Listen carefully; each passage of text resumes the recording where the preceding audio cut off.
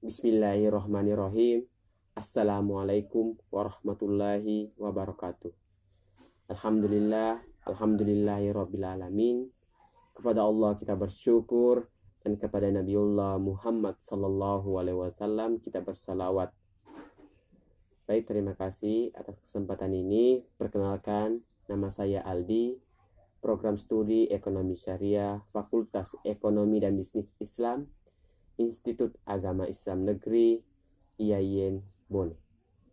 Baik, dalam kesempatan ini saya akan memaparkan hasil penelitian proposal saya yang berjudul Implementasi Komunikasi Pemasaran dalam Etika Bisnis Islam, studi pada swalayan di Kabupaten Bone. Baik, di sini dalam penelitian proposal saya, adapun latar belakang masalahnya di sini, yaitu dunia bisnis merupakan salah satu isi kehidupan manusia yang juga membutuhkan bukti-bukti empiris di lapangan dengan segala dinamikanya. Inilah tantangan para entrepreneur atau wirausaha Muslim bahwa Islam sebagai sistem pedoman hidup yang sempurna dan dijadikan etika sebagai pedoman kehidupan dalam umat Islam atau sandaran dalam melakukan pemasaran sesuai dengan ajaran yang dijadikan pedoman dalam berbisnis. Persaingan bisnis menjadi sangat tajam, akan tetapi suatu kenyataan bahwa aktivitas bisnis merupakan bidang kehidupan yang paling berkembang secara memuaskan di kalangan masyarakat pribumi atau masyarakat Muslim Indonesia. Faktor-faktor psikologi yang membentuk sikap negatif masyarakat terhadap profesi bisnis dalam hukum ekonomi Islam atau fikih muamalat. Etika bisnis merupakan hal yang tidak dapat dipisahkan dari kegiatan ekonomi secara keseluruhan. Etika bisnis Islam dianggap penting untuk mengembalikan moralitas atau spiritualitas keadaan dunia bisnis Islam. Tahap awal interaksi konsumen dan swalayan dimulai dengan adanya komunikasi yang dibangun oleh karyawan sehingga konsumen dapat mengetahui produk maupun pelayanan yang ditawarkan oleh karyawan dalam aktivitas pemasaran yang berusaha menyebarkan informasi agar konsumen bersedia menerima, membeli, dan loyal pada produk yang ditawarkan. Di swalayan, berdasarkan hasil observasi yang dilakukan oleh peneliti terkait komunikasi pemasaran, pada suatu saat peneliti berbelanja di swalayan dan peneliti berniat untuk membeli suatu produk. Setelah memilih produk yang sesuai dengan label harga produk, ternyata harga produk tersebut berbeda dengan harga yang tertera di kasir. Hal tersebut sangat jelas mengidentifikasi bahwa pihak swalayan telah menjual produk dengan harga yang tidak sesuai dengan harga yang tertera di label produk. Nah, berdasarkan dari penjelasan yang dikemukakan di atas bahwa dalam swalayan membutuhkan implementasi dari etika bisnis Islam untuk meningkatkan komunikasi pemasaran para karyawan akan produk yang dipasarkan dalam dunia bisnis Islam. Dan masyarakat serta karyawan memegang rasa peduli, sopan, dan penuh kejujuran dalam melakukan suatu bisnis pemasaran terhadap produk yang ditawarkan melalui implementasi etika bisnis Islam. Berdasarkan uraian di atas, maka peneliti tertarik untuk melakukan penelitian dengan judul Implementasi Komunikasi Pemasaran dalam Etika Bisnis Islam, studi pada swalayan di Kabupaten Bone. Baik, adapun rumusan masalah dari penelitian ini, berdasarkan uraian latar belakang di atas, maka penulis dapat merumuskan beberapa permasalahan yang akan menjadi pembahasan selanjutnya. Yang pertama yaitu bagaimana penerapan implementasi komunikasi pemasaran etika bisnis Islam pada swalayan. Yang kedua, bagaimana pengaruh penerapan implementasi komunikasi pemasaran etika bisnis Islam pada swalayan. Yang selanjutnya yaitu tujuan dan manfaat penelitian ini. Penelitian ini bertujuan untuk berkomunikasi dengan karyawan sehingga konsumen dapat mengetahui produk maupun pelayanan yang ditawarkan oleh karyawan dalam aktivitas pemasaran, menyebarkan informasi agar konsumen bersedia menerima, membeli, dan loyal pada produk yang ditawarkan. Dengan tujuan yang ingin dicapai tersebut, tentunya penelitian ini juga diharapkan dapat memberi manfaat. Manfaat yang dapat diperoleh dalam penelitian ini yaitu sebagai berikut. Yang pertama, untuk memahami penerapan dari implementasi komunikasi pemasaran etika bisnis Islam pada swalayan.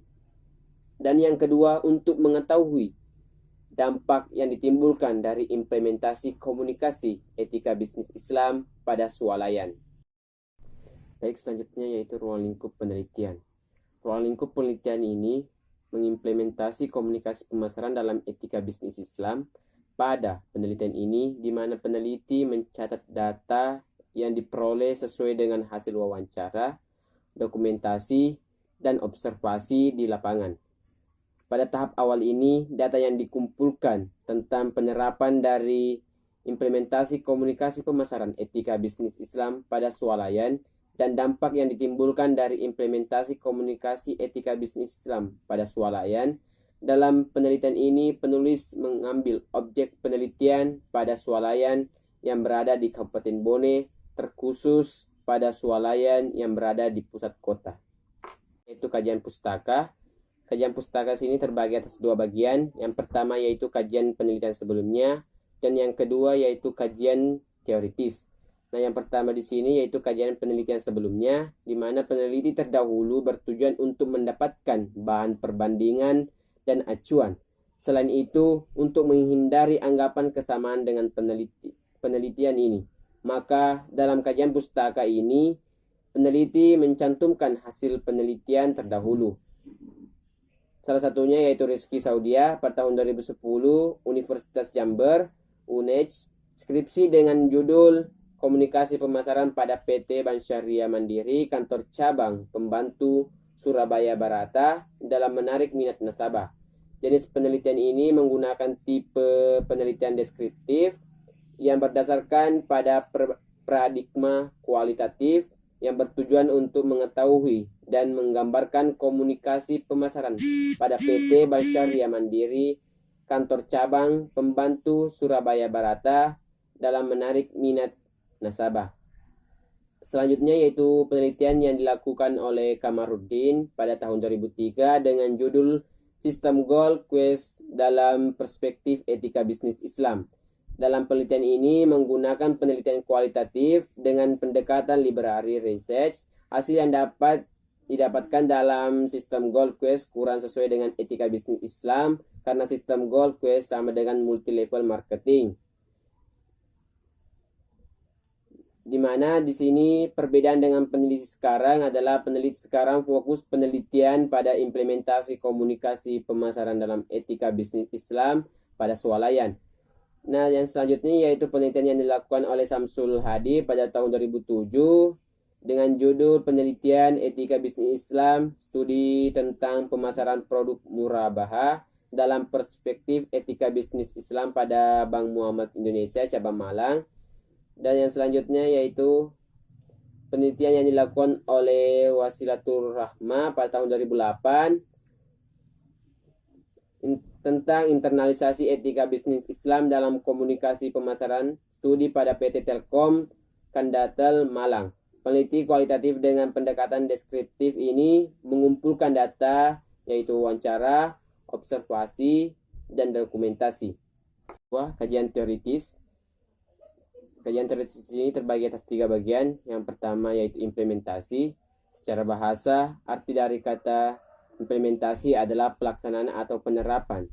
Sementara secara istilah, implementasi adalah suatu penerapan ide, penerapan konsep, maupun penerapan kebijakan dalam suatu tindakan praktis dan realitas sehingga dapat memberikan dampak berupa keterampilan, pengetahuan, dan nilai maupun sikap.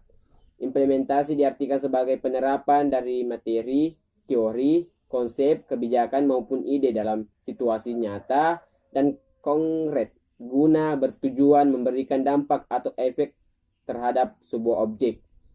Yang selanjutnya yaitu komunikasi pemasaran, merupakan aktivitas dari manusia. Dengan berkomunikasi manusia dapat saling berhubungan satu sama lain, tidak dalam kehidupan sehari-hari, di rumah tangga, di tempat kerja, di pasar, dalam masyarakat, ataupun di mana saja manusia berada. Komunikasi merupakan suatu proses seri kegiatan yang terus-menerus yang tidak mempunyai permulaan atau akhir dalam selalu berubah-ubah.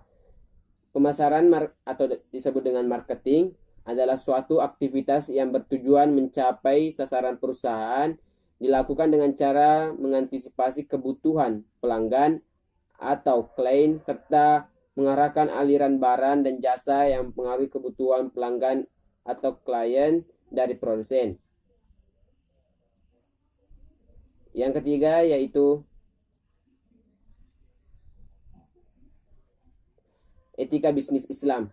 Etika bisnis adalah seperangkat nilai tentang baik, buruk, benar, dan salah dalam dunia bisnis berdasarkan pada prinsip-prinsip moralitas. Dalam arti lain, etika bisnis berarti sepakat, prinsip, dan norma di mana para pelaku bisnis harus komit dalam bertransaksi, berperilaku dengan berelasi agar bertujuan bisnisnya selamat. Selain itu, etika bisnis juga dapat diartikan sebagai pemikiran tentang moralitas dalam ekonomi dan bisnis, yaitu tentang berbuat baik buruk, tercela, benar dan salah, wajar, pantas, tidak pantas, dan perilaku seorang berbisnis atau pekerja. Sedangkan etika bisnis Islam merupakan suatu proses dan upaya untuk mengetahui hal-hal yang benar dan yang salah, yang selanjutnya tentu melanjutkan hal yang benar, terlanjutnya yaitu kerangka pikir. Berdasarkan uraian yang telah dikemukakan sebelumnya, maka pada pembagian ini diuraikan kerangka pikir yang dijadikan landasan berpikir dalam melaksanakan penelitian, yaitu pada skema implementasi komunikasi pemasaran etika bisnis Islam pada swalayan. Di sini implementasi bergerak pada bidang komunikasi dan pemasaran dalam mencapai satu tujuan, yaitu etika bisnis Islam pada swalayan. Berdasarkan kerangka pikir di atas, maka dalam penelitian ini menjelaskan tentang bagaimana implementasi dari komunikasi pemasaran dalam etika bisnis Islam terhadap swalayan dan ada dampak yang ditimbulkan dari implementasi komunikasi pemasaran dalam etika bisnis Islam tersebut. Metode penelitian. Dalam metode penelitian di sini terbagi atas beberapa bagian. Yang pertama yaitu jenis dan pendekatan penelitian. Yang kedua lokasi dan waktu penelitian. Dan yang ketiga yaitu data dan sumber data. Yang keempat subjek dan objek penelitian. Yang kelima teknik pengumpulan data. Dan yang keenam teknik analis data. Nah, yang pertama di sini yaitu jenis dan pendekatan penelitian. Jenis penelitian yang digunakan dalam penelitian ini adalah penelitian kualitatif.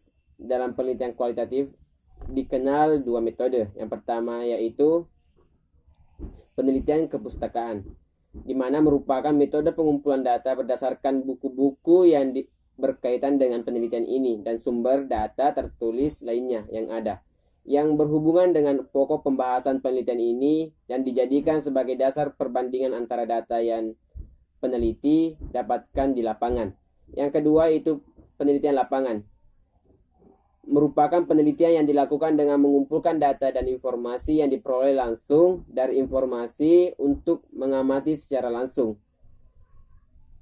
Yang selanjutnya yang kedua yaitu lokasi dan waktu penelitian. Yang pertama itu lokasi. Lokasi penelitian merupakan tempat yang dijadikan sebagai wilayah atau daerah penelitian. Oleh sebab itu, lokasi dalam penelitian ini yaitu pada swalayan di Kabupaten Bone. Yang kedua, yang bagian B yaitu waktu penelitian. Waktu penelitian yang dilakukan adalah pada tanggal 15 Maret 2020. Yang ketiga yaitu data dan sumber data. Data adalah fenomena yang dicari atau dipelajari, fenomena yang diamati dan dicatat, dan setelah diketahui menjadilah informasi sebagai dasar objektif dalam membuktikan dan mengambil keputusan dan kesimpulan. Dalam penelitian ini, peneliti akan mengelola beberapa jenis data yang diperoleh dari berbagai sumber. Data primer adalah data yang langsung diperoleh dari sumber pertama di lokasi penelitian atau objek penelitian. Data primer dapat disimpulkan melalui wawancara dan dokumentasi, sehingga mengumpulkan data primer merupakan bagian integral dari proses penelitian ekonomi yang digunakan untuk mengambil keputusan. Yang keempat yaitu subjek dan objek penelitian. Subjek penelitian atau responden adalah pihak yang dijadikan sampel dalam sebuah penelitian. Responden atau subjek penelitian tersebut dengan informasi, yaitu orang yang memberi informasi tentang data yang diinginkan peneliti berkaitan dengan peneliti yang dilaksanakan. Sedangkan objek penelitian adalah variabel atau apa yang menjadi titik perhatian suatu penelitian. Yang kelima yaitu teknik pengumpulan data. Teknik pengumpulan data berdasarkan jenis penelitian kualitatif. Pada peneliti ini, maka peneliti menggunakan beberapa instrumen dan metode pengumpulan data penelitian sebagai berikut. Yang pertama yaitu wawancara. Teknik wawancara yaitu melakukan tanya jawab langsung secara lisan dengan beberapa pihak yang berkompeten dan berwenang dalam memberikan data yang dibutuhkan pada swalayan yang ada di Kabupaten Bone. Yang kedua yaitu observasi. Observasi merupakan salah satu teknik operasional pengumpulan data melalui proses pencatatan secara cermat dan sistematis terhadap objek yang diamati secara langsung. Metode observasi digunakan untuk memperoleh informasi tentang tingkah laku manusia yang terjadi dalam kenyataan dalam mengetahui kebenaran ilmu itu sendiri. Yang keenam yaitu teknik analisis data. Dalam menganalisis data, penulis menggunakan metode deskriptif analisis, yaitu suatu teknik analisis data di mana penulis membaca, mempelajari, memahami, kemudian menguraikan semua data yang diperoleh lalu membuat analisa-analisa komprehensif sesuai dengan rumusan masalah dan tujuan penelitian. Deskriptif analisis merupakan suatu teknik analisis data di mana penulis mengumpulkan data. Itulah yang dapat saya sampaikan pada kesempatan kali ini dengan ucapan alhamdulillahirrabbilalamin. Lebih dan kurangnya mohon dimaafkan. Assalamualaikum warahmatullahi wabarakatuh.